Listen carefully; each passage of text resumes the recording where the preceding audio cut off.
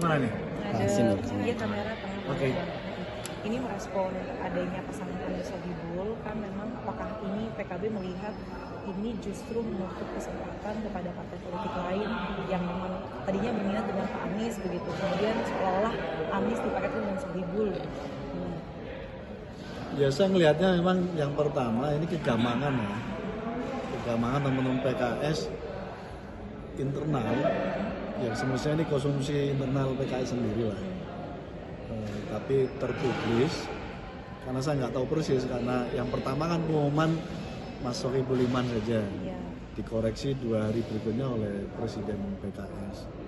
Itu artinya ada kegamangan, ada komunikasi publiknya yang mungkin dia dianggap salah dan perlu dikoreksi.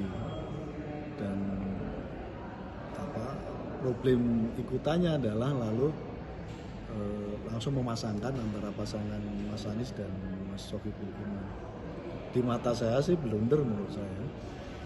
Itu yang saya sebut komunikasi politik yang semacam ini akan menutup pintu partai-partai lain untuk bisa bermitra dan membangun poros koalisi ini.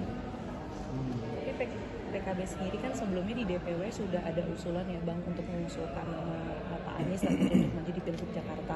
Apakah dengan adanya kejadian Anies Sohibul yang Abang bilang blunder ini justru malah menurunkan minat PKB terutama DPP untuk serius mengusung Pak Anies di Pilgub? Ya saya belum tahu ya apakah itu berefek atau tidak. Tapi yang pasti di luar manuver PKS ini, PKB masih concern ngurus dan mensimulasikan figur Mas Anies yang kebetulan sudah direkomendasikan oleh teman-teman DPW PKB Jakarta. Kebetulan di Des Pilkada DPP sendiri itu masih ada 2 nama yang terus kami simulasikan. Ada Mas Anies, ada Mbak Ida Fauzia menaker sekarang yang kebetulan lolos juga dari Dapil DKI Jakarta. Jadi memang kami masih dalam proses itu.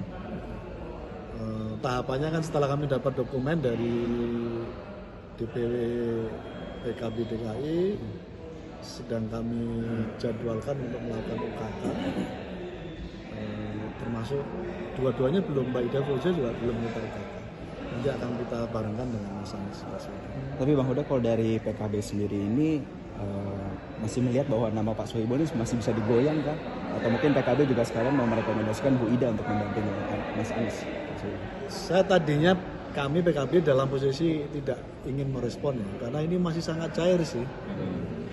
Jadi apa yang diskenariokan oleh PKS sebenarnya masih dalam ruang yang sangat cair. Cair dalam pengertian kan tentu kalau ada partai yang mengusung 2 sosok sekaligus, baik sebagai calon gubernur dan wakil gubernur, itu kan secara fatsun politik partai yang sudah mempunyai golden ticket, mempunyai 20%.